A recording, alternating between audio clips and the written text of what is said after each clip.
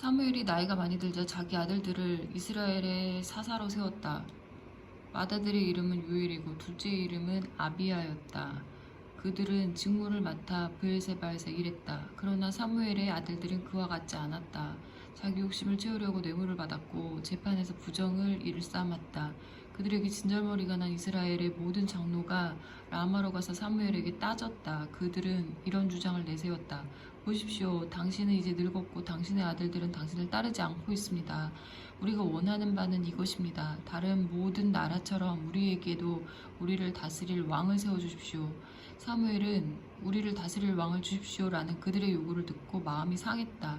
얼마나 괘씸한 생각인가. 사무엘은 하나님께 기도했다. 하나님께서 사무엘에게 대답하셨다. 그들이 요구하는 것을 들어주어라. 그들은 지금 너를 버린 것이 아니라 그들의 왕인 나를 버렸다. 내가 그들을 이집트에서 이끌어낸 날부터 오늘까지 그들은 늘 이런 식으로 행동하며 나를 버리고 다른 신들을 좇았다. 이제 내게도 똑같이 하는 것이니 그들 뜻대로 하게 두어라. 다만 그들이 당하게 될 일들을 경고해 주어라. 왕이 다스리는 방식과 그들이 왕에게 당하게 될 일들을 말해 주어라. 그래서 사무엘은 그들에게 말했다. 왕을 달라고 요청하는 백성에게 하나님의 경고를 전했다. 여러분이 말하는 왕이 다스리는 방식은 이렇습니다. 그는 여러분의 아들들을 데려가 전차병과 기병, 보병 등의 군사로 삼고 대대와 중대로 편성할 것입니다. 어떤 이들에게는 왕의 농장에서 강제 노역을 시켜 밭을 갈고 추수하게 하고 어떤 이들에게는 전쟁 무기나 왕의 호사스러운 전차를 만들게 할 것입니다. 여러분의 딸들을 데려가서 미용사와 종업원과 요리사로 부릴 것입니다. 그는 여러분의 가장 좋은 밭과 포도원과 과수원을 빼앗아 왕에 가까운 친구들에게 넘겨줄 것입니다. 왕의 수많은 관료들을 유지하기 위해 여러분의 작물과 포도에 세금을 매길 것입니다. 여러분이 소유한 가장 뛰어난 일꾼과 가장 건강한 짐승들을 데려다가 자기 일에 쓸 것입니다. 여러분의 양떼에 세금을 부과하여 결국 여러분을 종이나 다름없이 부릴 것입니다. 여러분이 그토록 원했던 왕 때문에 절박하게 부르짖을 날이 올 것입니다.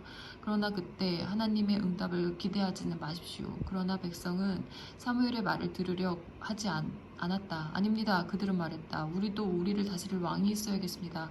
그러면 우리도 다른 모든 나라처럼 될 것입니다. 왕이 우리를 다스리고 지도하며 우리를 위해 싸워줄 것입니다. 사무엘은 그들의 말을 받아서 하나님께 그대로 아뢰었다. 하나님께서 사무엘에게 말씀하셨다. 그들의 말을 들어주어라. 그들에게 왕을 세워주어라. 그 후에 사무엘은 이스라엘 사람들을 흩어 보냈다. 집으로 돌아가십시오. 각자 자기 성읍으로 돌아가십시오. 베냐민 지파에 기스라는 사람이 있었다. 그는 유력한 베냐민 사람으로 아비엘의 아들이었다.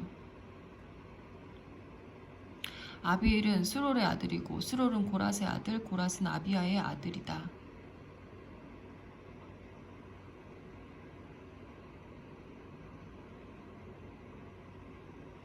기스에게 사울이라는 아들이 있었는데 아주 잘생긴 젊은이였다. 그보다 준수한 사람은 없었다. 그는 말 그대로 남들보다 머리 하나만큼 키가 더 컸다. 기스가 나귀 몇 마리를 잃어버렸다.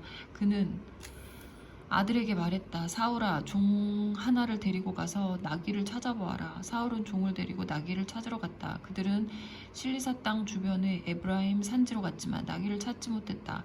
이어서 사할림 땅을 살펴보았지만 헛수고였다.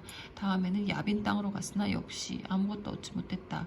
그들이 숲 땅에 이르렀을 때 사울이 옆에 있던 젊은 종에게 말했다. 이만하면 됐으니 돌아가자. 아버지께서 나귀보다 우리 걱정을 하시겠다. 종이 대답했다. 서두르지 마십시오. 이 성읍에 거룩한 사람이 있는데 근방에서 영향력이 큰 분입니다. 그가 하는 말은 언제나 들어맞는다고 합니다. 우리가 어디로 가야 할지 어쩌면 그가 알려줄지도 모르겠습니다. 사울이 말했다. 그를 찾아가면 선물로 무엇을 드린단 말이냐. 자루에 빵도 다 떨어져. 거룩한 사람에게 드릴 것이 아무것도 없구나. 우리가 가진 것이 더 있느냐? 종이 말했다. 보십시오. 마침 저에게 은화가 있습니다. 제가 이것을 거룩한 사람에게 드리겠습니다. 그러면 그가 우리에게 어떻게 해야 할지 일러줄 것입니다. 옛날 이스라엘에서는 무슨 일이 있어서 하나님의 말씀을 구하려는 사람은 선견자를 찾아가자 하고 말하곤 했다. 우리가 지금 예언자라고 부르는 사람을 그때는 선견자라고 불렀다. 좋다, 가자. 사울이 말했다. 그들은 거룩한 사람이 사는 성읍으로 떠났다. 성읍으로 들어가는 언덕을 오르다가 두 사람은 물길러 나오는 처녀들을 만나 그들에게 물었다. 여기가 선견자가 사는 곳입니까? 처녀들이 대답했다. 맞습니다. 조금만 가면 됩니다. 서두르세요. 백성이 산당에 제자를 준비해 놓아서 오늘 그분이 오셨습니다. 곧바로 성읍으로 들어가면 그분이 산당으로 식사하러 올라가시기 전에 만날 수 있을 겁니다. 백성은 그분이 도착하시기 전에 먹지 않습니다. 그분이 제물을 축복하셔야 모두가 먹을 수 있습니다. 그러니 어서 가세요. 틀림없이 만날 수 있을 겁니다. 그들이 계속 올라가 성읍으로 들어가니 거기에 사무엘이 있었다. 그는 산당으로 가느라 곧장 그들 쪽으로 오고 있었다. 그 전날 하나님께서 사무엘에게 이렇게 말씀하셨다. 내일 이맘때 내가 베냐민 땅에서 한 사람을 보내 너를 만나게 할 것이다. 너는 그에게 기름 부어 내 백성 이스라엘의 지도자로 삼아라. 그가 내 백성을 블레셋의 압제에서 해방시킬 것이다.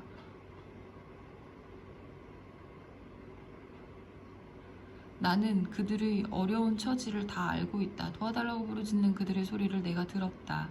사무엘이 사울을 보는 순간 하나님께서 말씀하셨다. 이 사람이 내가 네게 말한 바로 그다. 이 사람이 내 백성을 다스릴 것이다. 사울이 길가에서 사무엘에게 다가가 말했다. 실례지만 선견자가 어디 사는지 아시는지요? 사무엘이 대답했다. 내가 바로 선견자입니다. 산당으로 가서 나와 함께 식사합시다. 그대가 물어보려는 것은 내일 아침에 다 말하겠습니다. 그리고 나서 당신들을 보내드리겠습니다. 그대가 지난 사흘 동안 찾아다닌 나귀들은 이미 찾았으니 걱정하지 마십시오. 지금 이 순간에 이스라엘의 장래가 그대의 손 안에 있습니다. 사울이 대답했다. 저는 이스라엘에서 가장 작은 지파인 베냐민 사람이며 그 지파 중에서도 가장 보잘것없는 가문 출신입니다. 어찌하여 제게 이렇게 말씀하십니까? 사무엘은 사울과 그의 종을 데리고 산당의 식당으로 들어가 그들을 상석에 앉혔다. 그리고 그곳에 모인 손님이 30명 정도 되었다. 사무엘이 요리사에게 지시했다. 내가 자네에게 보관해두라고 했던 가장 좋은 고기를 가져오게. 요리사가 고기를 가져와 사울 앞에 성대에 차려놓으며 말했다. 이 음식은 바로 당신을 위해 따로 준비해두었던 것입니다. 드십시오. 오늘 여러 손님들을 대접하고 특별히 준비했습니다. 사울은 사무엘과 함께 음식을 들었다. 그로서는 잊지 못할 날이었다. 그 후에 그들은 산당에서 성읍으로 내려갔다. 시원한 산들바람이 부는 사무엘의 집 옥상에 사울의 잠자리가 마련되어 있었다. 그들은 동틀 무렵에 일어났다. 사무엘이 옥상에 있는 사울을 불렀다. 일어나시지요. 내가 배응하겠습니다. 사울이 일어나자 두 사람은 곧 길을 나섰다. 성읍 경계에 이르렀을 때 사무엘이 사울에게 말했다. 종에게 앞서가라고 하십시오. 그리고 잠시 나와 함께 계시죠. 그대에게 전할 하나님의 말씀이 있습니다. 사무엘이 기름병을 들어 사울의 머리에 붓고 그에게 입을 맞추었다.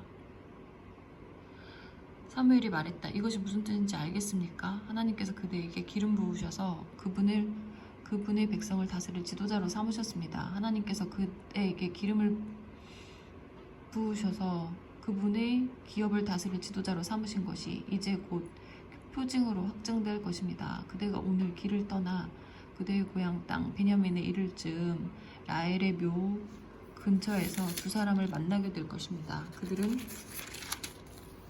당신이 찾으러 간 나귀들을 이미 찾았지만 당신 아버지가 당신 걱정으로 노심초사하고 있다고 말할 것입니다.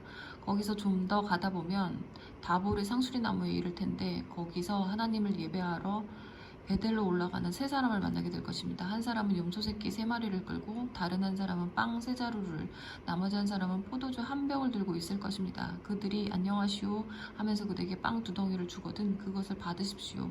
그 후에 그대는 블레셋 수비대가 있는 하나님의 기브아에 닿을 것입니다. 성읍에 가까이 이를 즈음에 하프와 탬버린과 피리와 북을 연주하며 산당에 내려오는 예언자 무리와 마주칠 것입니다. 그들은 예언을 하고 있을 텐데 그대도 모르는 사이에 하나님의 영이 임하셔서 그들과 함께 그대도 예언하게 될 것입니다. 그대는 변화되어 새 사람이 될 것입니다. 이 표징들이 모두 이루어지거든 자신이 준비된 줄 알기 바랍니다. 그대에게 무슨 일이 주어지든지 그 일을 행하십시오. 하나님께서 그대와 함께 하십니다. 이제 길갈로 내려가십시오. 나도 곧 따라갈 것입니다. 내가 내려가서 그대와 함께 번제와 화목제를 드려 예배할 것입니다. 7일을 기다리십시오. 그러면 내가 가서 그대가 다음에 할 일을 알려주겠습니다. 사울은 발걸음을 돌려 사무엘을 떠났다. 그 순간 하나님께서 그를 변화시켜 새 사람이 되게 하셨다. 앞서 말한 표징들도 그날 모두 이루어졌다. 사울 일행이 기브아에 이르렀을 때 그들 앞에 예언자들이 있었다. 사울이 미처 깨닫기도 전에 하나님의 영이 임하셔서 사울도 그들과 함께 예언을 하게 되었다. 전에 사울을 알던 그 사람들은 그가 예언자들과 함께 예언하는 모습을 보고 크게 놀랐다. 이게 어찌된 일인가? 기스의 아들에게 무슨 일이 일어났는가? 도대체 사울이 어쩌다 예언자가 되었단 말인가? 한 사람이 큰 소리로 말했다. 이 일을 시작한 사람이 누구냐? 이 사람들은 도대체 어디서 왔는가?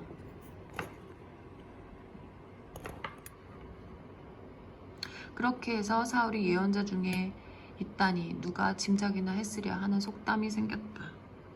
사울은 예언을 마치고 집으로 돌아갔다. 그의 삼촌이 그와 그의 종에게 물었다. 너희 둘은 지금까지 어디에 있었느냐? 나귀들을 찾으러 갔었습니다. 여기저기 다 찾아보았지만 찾지 못했습니다. 그러다가 사무엘을 만났습니다. 사울의 삼촌이 말했다. 그래, 사무엘이 너희에게 무슨 말을 하시더냐? 사울이 말했다. 나귀를 이미 찾았으니 걱정하지 말라고 하셨습니다. 그러나 사울은 사무엘이 말한 왕의 일에 대해서는 삼촌에게 아무 말도 하지 않았다. 사무엘은 백성을 미스바로 불러 하나님 앞에 모이겠다. 그는 이스라엘 자손에게 말했다. 이것은 하나님께서 친히 여러분에게 주시는 말씀입니다. 내가 이스라엘을 이집트에서 이끌어냈다. 내가 이집트의 압제에서뿐 아니라 너희를 괴롭히고 너희 삶을 괴롭게 하는 모든 나라에서 너희를 구해냈다. 그런데 이제 너희는 너희 하나님, 너희를 온갖 괴로움에서 번번이 건져준 그 하나님과 아무 상관없이 살려고 한다. 이제 너희는 아닙니다. 우리는 왕을 원합니다. 우리에게 왕을 주십시오 하고 말한다. 그것이 너희가 원하는 것이라면 얻게 해주겠다. 이제 너희는 지파와 가문별로 예를 갖추어야 하나님 앞에 나오너라. 사무엘이 이스라엘의 모든 지파를 줄지어 나오게 하니 베냐민 지파가 뽑혔다. 베냐민 지파를 가문별로 줄지어 나오게 하니 마드리 가문이 뽑혔다. 마드리 가문이 줄지어 나오게 하니 기스의 아들 사울의 이름이 뽑혔다. 그들이 사울을 찾으러 갔지만 그는 어느 곳에도 보이지 않았다. 사무엘이 하나님께 다시 여쭈었다. 그가 이 근처에 있습니까? 하나님께서 말씀하셨다. 그렇다. 바로 저기 짐더미 사이에 숨어있다. 사람들이 달려가서 그를 데려왔다. 그가 사람들 앞에 섰는데 키가 다른 사람들보다 머리 하나만큼이나 더 컸다. 이윽고 사무엘이 백성에게 말했다. 하나님께서 택하신 사람을 잘 보십시오. 최고입니다.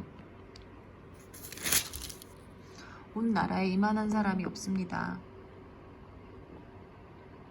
그러자 백성이 크게 함성을 질렀다. 우리 왕 만세. 사무엘은 왕국에 관한 여러 규정과 법규를 백성에게 가르치고 그것을 책에 모두 기록하여 하나님 앞에 두었다. 그리고 나서 모든 사람을 집으로 돌려보냈다. 사울도 기브아에 있는 집으로 돌아갔다. 하나님께서 마음에 감동을 주셔서 사울과 함께한 진실하고 용감한 사람들도 그를 따라갔다. 그러나 불량배들은 자리를 뜨면서 투덜거렸다. 구원할 자라고 우기지 마라. 그들은 사울을 업신 여겨 축하하려 들지 않았다. 하지만 사울은 그들에게 신경 쓰지 않았다. 암몬 사람의 왕 나하스가 갓 지파와 루우벤 지파를 잔인하게 대했다. 그들의 오른쪽 눈을 뽑고 이스라엘을 도우려는 자는 누구든 위협했다.